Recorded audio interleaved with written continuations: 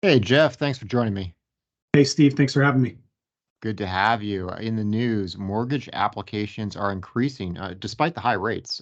We saw applications rise last week.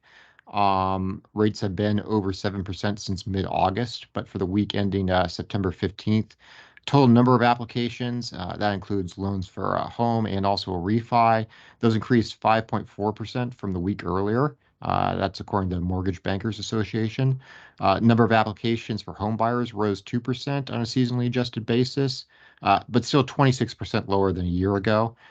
Increase in total mortgage applications was really driven by refis, which is kind of a surprise. Those climbed 13%. They're still almost 30% below the same week 1 year ago. Obviously that's kind of surprising because over 90% of current homeowners with a mortgage have rates at 6% or lower. Not much incentive for them to refi at 7% or higher. Uh, your thoughts on a little bit of a tick higher in mortgage Uh, you know, applications? Interesting. There's a lot of things that go through my mind when even reading this beforehand, but even thinking about it now. People at 6% or lower, I get the lower, going up to 7%. If you've got a lot of other things you're trying to, when I say other things, I mean other toys, other things that you have debt on that you're trying to refinance and get into one payment. Going from 6% to 7% probably isn't that big of a deal for them. um, other than the fact that they probably just haven't considered that that's over a 30-year period, not over the original 5-year period. But then the other side is like I kind of wonder, what's really the drive? Having something that's just because it happened. Maybe it's because kids are now back in school, college back in school. They have time to think about it. It's just kind of an interesting number. I'm curious to see what might happen over the next few weeks.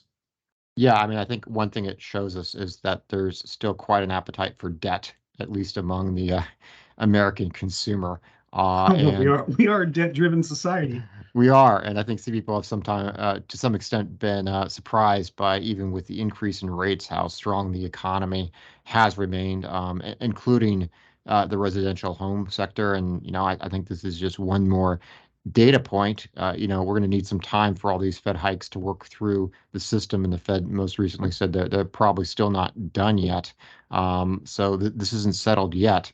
But one thing is clear is that there has been more resilience to rate hikes so far than a lot of people expected, and more of an appetite for debt, maybe than a few expected. Well, I think some of that too is you do have renters that are part of a generation that still want to buy. If you're renting at 2,300 to 2,500 a month and you can get a mortgage somewhere in the same range, the appetite for owning is probably a better prospect for them in their minds than just continuing to rent, where they're going to have continued price increases anyway.